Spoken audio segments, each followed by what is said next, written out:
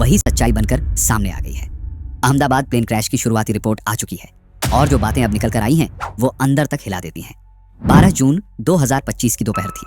वक्त था करीब 12:30। एयर इंडिया की फ्लाइट AI 171 के कैप्टन सुमित सबरवाल और को पायलट क्लिफ कुंडर अहमदाबाद एयरपोर्ट पहुंचते हैं। स्टैंडर्ड प्रोसीजर के मुताबिक दोनों का ब्रीथ एनालाइजर टेस्ट होता है, जिसमें चेक किया जाता है कि कहीं वो किसी अल्कोहल या ड्रग्स के असर में तो नहीं है।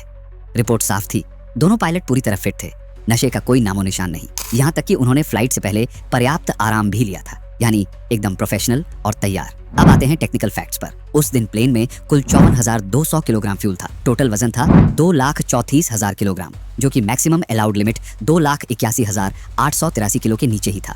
तो वजन भी ठीक, कोई ओवरलोडिंग नहीं थी। अब बात करें हवा की रफ्तार, विजिबिलिटी, क्लाउड कवर, तापमान और एयर प्रेशर, सब कुछ स्टेबल था, यानी कोई भी एक्सटर्नल डिस्टर्बेंस नहीं था। जैसे जैसे वक्त बीतता है, पैसेंजर्स एक एक करके फ्लाइट में सवार होते हैं और ठीक 1:16:59 पर पायलट्स ATC से कांटेक्ट करते हैं और इंजन स्टार्ट करने की परमिशन मांगते हैं। ATC की तरफ से जवाब आता है क्लियर फॉर स्टार्टअप। इसके बाद 1:19:12 पर ATC पायलट से पूछता है क्या आपको टेक ऑफ के लिए रनवे की पूरी लंबाई चाहिए। ये एक बहुत स्टैंडर्ड सवाल होता है जिससे रनवे की प्लानिंग की जाती है और जवाब आता है yes we need full length. फिर ATC रनवे 23 की फुल लेंथ देने की मंजूरी दे देता है और यहीं से प्लेन रनवे पर धीरे धीरे रोल करता हुआ उस हिस्से की ओर बढ़ता है जहां से टेक ऑफ शुरू होना था। अब अगर आपने वो CCTV फुटेज देखा है तो आपको याद होगा कि प्लेन ने रनवे की आखिरी छोर तक जाकर टेक ऑफ किया था। कोई शॉर्टकट नहीं, कोई जल्दबाजी नहीं, ये सब पहले से प्लान किया गया था पूरी सावधानी के साथ। लेकिन इसके बावजूद भी बस 32 सेकंड बाद सब कुछ खत्म हो गया। क्या हुआ था उस 34,000 फुट के सपने को जो टेक ऑफ करते ही जमीन पर बिखर गया। यही जानने के लिए इन्वेस्टिगेशन टीम ने एक एक सेकंड के डेटा को खंगालना शुरू किया और अब उसी की परतें खुल रही हैं। जिस रनवे से ये प्लेन उड़ा था उसका नंबर था रनवे 22। इसकी टोटल लंबाई थी 3,500 मीटर। अब आमतौर पर बोइंग 787 जैसे बड़े और भारी एयरक्राफ्ट को टेक ऑफ के लिए पूरे रनवे की जरूरत नहीं होती। मैक्स टू मैक्स 2,500 मीटर में ये उड़ जाते हैं। लेकिन 12 जून 2025 को इस प्लेन ने पूरा 3,500 मीटर रनवे यूज किया था और ये कोई अननॉर्मल बात नहीं है। कई बार अगर मौसम गर्म हो, एयर डेंसिटी कम हो या एयरक्राफ्ट ज्यादा वजनी हो तो रनवे का इस्तेमाल करते हैं ताकि स्पीड और लिफ्ट दोनों को ठीक से मैनेज किया जा सके। तो हाँ, इस दिन का टेक ऑफ एकदम प्रॉपर प्रोसीजर के हिसाब से ही हुआ था। 1:38:39 पर फ्लाइट ने टेक ऑफ किया। रनवे के आखिर से हवा में उठते ही महज 3 सेकंड के अंदर कुछ ऐसा हुआ जिसे सुनकर किसी का भी दिल कांप उठेगा। फ्लाइट के दोनों इंजन की फ्यूल सप्लाई अचानक से कट ऑफ हो गई, यानी दोनों इंजन को जो फ्यूल मिल रहा था वो अचानक बंद हो गया। सबसे डरावनी बात ये थी कि दोनों इंजन सिर्फ 1 सेकंड के गैप में बंद हुए, पहले एक फिर तुरंत दूसरा। और प्लेन के ब्लैक बॉक्स में जो रिकॉर्डिंग मिली उसने इस कहानी को और भी रहस्यमय बना दिया। रिकॉर्डिंग में एक पायलट दूसरे से कहता है तुमने ऐसा क्यों किया। दूसरा जवाब देता है मैंने कुछ नहीं किया, बस सन्नाटा। किसी को नहीं पता था कि आखिर फ्यूल सप्लाई कट कैसे हो गई। क्या ये टेक्निकल ग्लिच था या कोई और वजह। इन दोनों के बीच जो बातचीत हुई उसमें भी ये क्लियर नहीं हो पाया कि किसने सवाल पूछा और किसने जवाब दिया। मगर जो तय था वो ये कि दोनों इंजन बंद हो चुके थे और वो भी टेक ऑफ के तुरंत बाद। अब जब प्लेन हवा में हो और दोनों इंजन फेल हो जाएं तो एक बैकअप सिस्टम एक्टिवेट होता है जिसे कहते हैं राइट, यानी राम एयर टरबाइन। ये एक छोटा सा फोल्डिंग टरबाइन होता है जो प्लेन के बाहर पॉप हो जाता है और हवा की ताकत से घूमकर थोड़ी बहुत बिजली बनाता है ताकि बेसिक नेविगेशन, इंस्ट्रूमेंट्स और कंट्रोल्स काम कर सके। और हाँ, इस राइट के बाहर आने की तस्वीर भी एक CCTV कैमरे में कैद हो चुकी है। वो छोटा सा टरबाइन जो किसी उम्मीद की तरह प्लेन के नीचे से झांकता नजर आता है। अब सोचिए, जिस वक्त प्लेन हवा में था वो भी दोनों इंजन के बिना, और पायलट्स खुद हैरान थे कि फ्यूल सप्लाई कैसे बंद हो गई। तो फिर प्लेन को और ज्यादा देर हवा में टिके रहना तकरीबन नामुमकिन था। इन्वेस्टिगेशन टीम ने आखिरकार एक एक पहलू को गहराई से खंगाला और जो सबसे पहला सवाल था क्या ये बर्ड स्ट्राइक की वजह से हुआ था, उसका जवाब सामने आ गया। नहीं, किसी भी एंगल से, किसी भी कैमरे से, किसी भी रडार से फ्लाइट के रास्ते में बर्ड एक्टिविटी का एक भी सबूत नहीं मिला। मतलब इंजन फेल होने के पीछे पक्षियों का कोई लेना देना नहीं था। अब बारी थी फ्यूल की। कहीं ऐसा तो नहीं कि जहाज में घटिया या गड़बड़ फ्यूल भर दिया गया हो। मगर नहीं, फ्यूल भी एकदम क्लियर और सेटिस्फैक्टरी पाया गया। इन्वेस्टिगेटर्स ने साफ कहा फ्यूल में कोई कमी या गड़बड़ी नहीं थी। लेकिन अब तक तकदीर ने जो चाल चली थी वो प्लेन को धीमे धीमे मौत की ओर धकेल रही थी। जैसे ही दोनों इंजन बंद हुए प्लेन ने अपना एटीट्यूड यानी ऊंचाई खोना शुरू कर दिया और धीरे धीरे नीचे गिरने लगा। उस वक्त जो एक्सट्रीम प्रेशर कॉकपिट में रहा होगा उसकी कल्पना भी डरावनी है। और फिर एकदम 1:38:52 पर पायलट्स ने अपने सारे अनुभव और ट्रेनिंग को झोंक दिया। उन्होंने पहला इंजन फिर से स्टार्ट करने की कोशिश की। फ्यूल स्विच को कट ऑफ से वापस रन पर सेट किया गया, यानी इंजन को फिर से फ्यूल देना शुरू कर दिया गया ताकि वो वापस स्टार्ट हो सके। फिर 4 सेकंड बाद वही कोशिश दूसरे इंजन के साथ की गई और उस वक्त जैसे आसमान में उम्मीद की एक झलक दिखाई दी। कॉकपिट में एपीयू यानी ऑक्सिलरी पावर यूनिट एक्टिवेट हो गया। अब एपीयू क्या होता है? ये प्लेन के पिछले हिस्से में लगा एक छोटा सा जेट इंजन होता है जो तब ऑन होता है जब दोनों मेन इंजन फेल हो जाए। जैसे ही क्राइसिस मोड ऑन हुआ, इस एपीयू ने खुद को एक्टिवेट कर लिया, उसकी डोर खुल गई और उसने तुरंत कंप्रेस्ड एयर और इलेक्ट्रिसिटी देना शुरू किया ताकि मेन इंजनों को फिर से जिंदा किया जा सके। ब्लैक बॉक्स ने इस एक्टिवेशन को कंफर्म किया है और प्लेन के मलबे से जो फिजिकल एविडेंस मिला यानी एपीयू का डोर खुला हुआ मिला, उससे भी ये बात साफ हो गई कि सिस्टम ने आखिरी सांस तक अपनी कोशिश की। और अब एंट्री हुई फेडेक्स सिस्टम की, यानी full authority digital engine control, जो किसी भी मॉडर्न एयरक्राफ्ट का एक स्मार्ट सिस्टम होता है जो खुद से इंजन को स्टार्ट करने की कोशिश करता है जब पायलट उसे फ्यूल देना शुरू करते हैं। जैसे ही फ्यूल स्विच को रन पर किया गया, फेडेक ने ऑटोमेटिकली दोनों इंजनों को रीस्टार्ट करने की प्रक्रिया शुरू। एक ही उम्मीद की किरण थी कि इंजन चालू हो जाए और ये प्लेन दोबारा उठ सके। एक्सीडेंट से कुछ सेकंड पहले 1:39 पर फ्लाइट डाटा रिकॉर्डर में अचानक एक हलचल दिखी। दोनों इंजनों का ईजीटी यानी एग्जॉस्ट गैस टेम्परेचर बढ़ने लगा। ये वही सिग्नल होता है जो बताता है कि इंजन के अंदर फिर से जान फूंकने की कोशिश हो रही है, यानी स्पार्क मिल चुका था। इंजन 1 ने उम्मीद जगाई, वो थोड़ा थोड़ा करके रिकवर करने लगा, हल्का थ्रस्ट भी देने लगा, जैसे मानो खुद को बचाने की आखिरी जद्दोजहद कर रहा हो।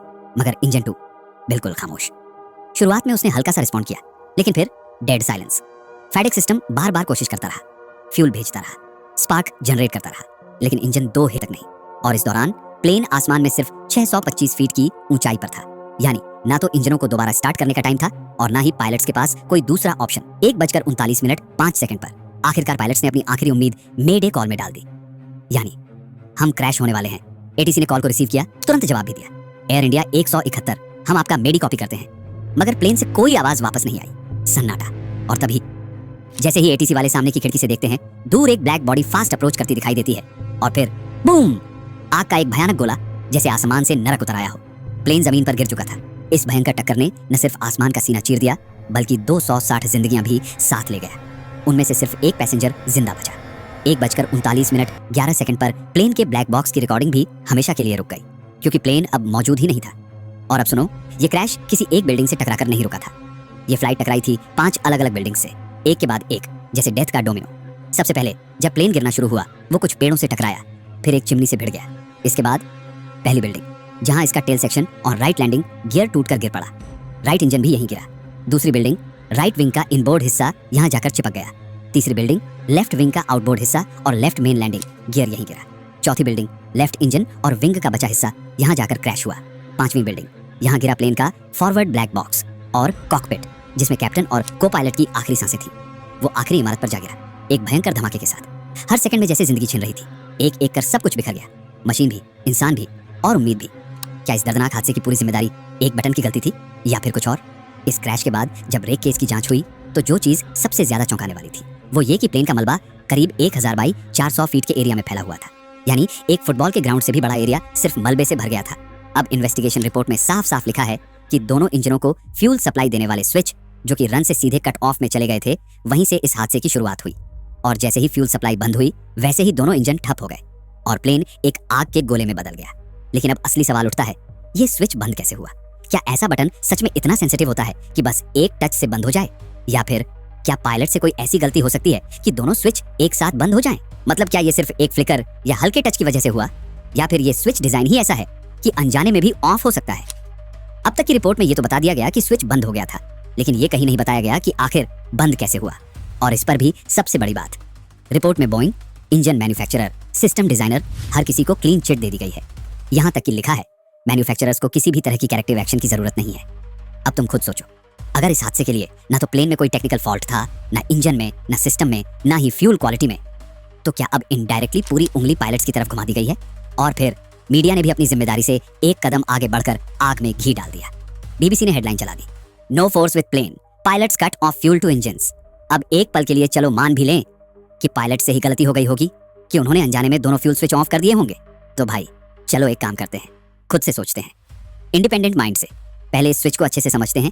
थ्रॉटल, जो प्लेन का एक्सेलरेटर होता है, वही जिससे आप इंजन का थ्रस्ट बढ़ाते हो, उसके ठीक नीचे होते हैं ये दो फ्यूल स्विच, एक लेफ्ट इंजन का, एक राइट इंजन का। इन स्विचेस पर साफ साफ लिखा होता है रन और कट ऑफ। अब ध्यान देना, ये बटन ऐसे नहीं होते कि बस हल्का सा हाथ लग जाए और मूव हो जाए। इनमें प्रॉपर लॉकिंग मैकेनिज्म होता है। अब सोचो जरा, अगर पायलट्स टेक ऑफ के दौरान रनवे पर स्पीड बूस्ट कर रहे हैं, फोकस पूरा सामने है, कंट्रोल पैनल पर उनकी पूरी बॉडी स्थिर होती है, तो क्या वो दोनों हाथ नीचे ले जाकर एक साथ दोनों फ्यूल स्विचेस को ऑफ करेंगे? तुम ही बताओ, क्या यह मुमकिन लगता है? और वो भी ऐसे वक्त पर जब हर एक सेकंड कीमती होता है, नहीं ना? और यही वजह है कि जवाब अब भी अधूरा है, क्योंकि सवाल अब भी हवा में है। इस कहानी में जो सबसे डरावनी बात है वो ये नहीं कि प्लेन क्रैश हुआ, बल्कि ये कि जो हुआ वो कैसे हुआ। इसका जवाब अब तक किसी के पास नहीं है। और जब हर मैन्युफैक्चरर, हर कंपनी और हर टेक्निकल फॉर्मेट को क्लीन चिट मिल जाती है, तो सवाल वही उठता है, क्या गलती वाकई किसी की थी या अब भी कोई सच छिपाया जा रहा है? मतलब ये समझ लो कि अगर फ्यूल स्विच को कट ऑफ से रन पर किया जाए तो इंजन में फ्यूल फ्लो शुरू हो जाता है, और अगर उसे दोबारा रन से कट ऑफ पर कर दिया जाए तो फ्यूल की सप्लाई पूरी तरह बंद हो जाती है। अब इस स्विच का इस्तेमाल आमतौर पर दो ही सिचुएशंस में होता है, या तो जब प्लेन जमीन पर हो तब इंजन स्टार्ट या शट डाउन करने के लिए, या फिर फ्लाइट के दौरान अगर इंजन में कोई बड़ी दिक्कत आ जाए, जैसे इंजन में आग लगना या इंजन अचानक बंद हो जाना। लेकिन बात यहाँ खत्म नहीं होती। मिड फ्लाइट अगर पायलट्स को इस स्विच से इंजन को बंद करना भी पड़े तो भी एक बहुत स्ट्रिक्ट और step by step procedure follow करना पड़ता है, बिना जांचे परखे, बिना कंफर्म किए। कोई भी पायलट इस स्विच को अचानक ऑफ नहीं करता। अब इन्वेस्टिगेशन रिपोर्ट में जो सबसे ज्यादा चौंकाने वाली बात सामने आई है वो ये है कि जब दोनों इंजन बंद हो गए तब पायलट्स खुद एक दूसरे से पूछ रहे थे, तुमने इंजन क्यों बंद किया? जिस पर जवाब आया, मैंने नहीं किया। अब सोचो, अगर प्लेन चला रहे दोनों पायलट्स को नहीं पता कि फ्यूल स्विच बंद कैसे हुआ, तो फिर इसे मूव किसने किया? और वो भी सिर्फ एक इंजन का नहीं, दोनों इंजन के फ्यूल स्विच महज 1 सेकंड के अंतराल में बंद हुए। इतना कोइंसिडेंस कैसे हो सकता है? और ऐसा भी नहीं है कि ये बटन इतने नाजुक हैं कि हल्के से हाथ लग जाए और मूव हो जाए। इन स्विचेस को एक्सीडेंटली मूव कर पाना लगभग नामुमकिन है। इन स्विच के दोनों तरफ प्रोटेक्शन बार लगे होते हैं, ताकि गलती से कोई हाथ भी टकराए तो वो स्विच को छू ना पाए। और तो और इन स्विचेस के अंदर एक स्ट्रॉन्ग स्प्रिंग लॉकिंग मैकेनिज्म होता है जो उन्हें उनकी जगह पर मजबूती से पकड़ कर रखता है।